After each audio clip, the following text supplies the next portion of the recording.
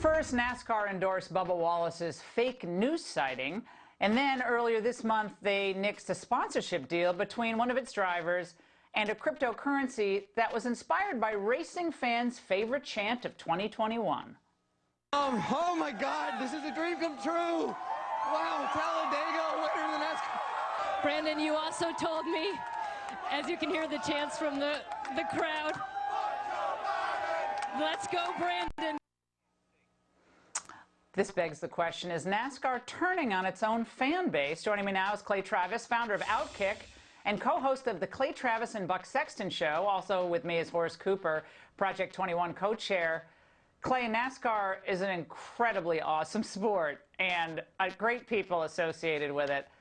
But what's going on with the wokeification of NASCAR?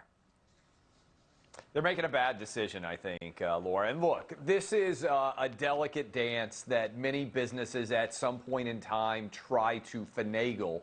They're trying to figure out, how do we keep the longtime diehard NASCAR fans, but also get younger?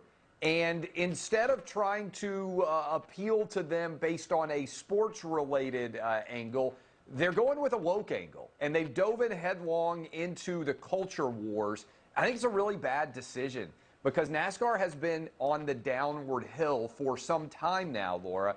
And the way to get everybody back, I think, is by having great, entertaining races and incredible stars to build around. They haven't been able to do that. Instead, they have tried to go the woke route. And look, to the NFL's credit, Laura, they have pretty much abandoned woke sports. Thankfully, colleges never really got into it. The NBA is pretending that the bubble, and remember all the names on the back of the jerseys, that never happened. They're hoping that's going to end up in a memory hole. And here's NASCAR sitting around banning things left and right, alienating their audience, crazy. And still trying to figure out how to play people. It's not working. Right. Well, NASCAR should just act like the SEC acts. Just that's who we are, and we're proud of it. We welcome all people. That's right.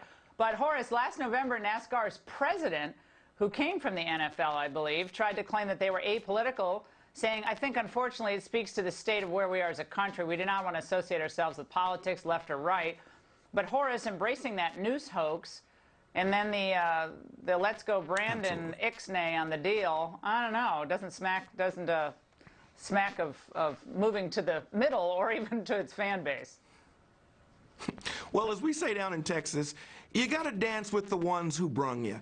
And in this case, NASCAR fans have stood with this fantastic sport. If you happen to go to any one of these events, what you're going to see is a really, really raucous crowd, an exciting crowd of people that predominate from the southeast part of the United States of America. Those individuals happen to bring a different set of values that aren't easily crammed in to what we look today as at the woke agenda. Now, Clay, I'm going to take a little bit of difference with you on the NFL. My Dallas Cowboys, they're no longer in the Super Bowl hunt. If you're a Cowboy fan, I'm not even going to listen to you because it's been 25 years since you guys have mattered. But my point is this. I got to see those terrible NFL lies in commercials claiming that blacks are somehow systemically denied loan applications and the like. It's a real turnoff.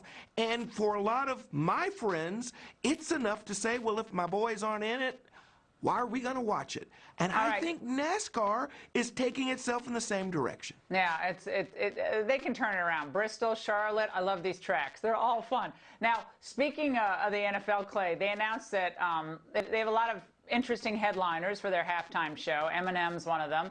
I just want to give you a quick taste of what kind of music we might hear. This is from his song, Murder, Murder. Watch. Left the keys in the van, but the guy needs hand. Went up in Eastland and shot a policeman. Read about a throat, this murder she wrote. You barely heard a word that she choked. It wasn't nothing for her to be smoked. Then I slammed her on the back till the vertebrae broke. Clay, given the recent uptick in violence against police officers, is this the right way to go? Look, I've been an Eminem fan, Laura, for 20 some odd years. You're cool. I like to believe if you look at his lyrics, well, I'm not cool at all. I've got 3 kids. I haven't been cool for a long time. But if you look at his lyrics, they often are filled with hyperbole, not literal truth. But the larger context here is, Laura, I actually wish we gave artists more leeway everywhere, right? I wish everybody had the freedom that rappers have to say what they really think in this country. Joe Rogan, everybody else, instead of less. All right, gentlemen, great segment, and I won't tell you that I'm kind of a fan too.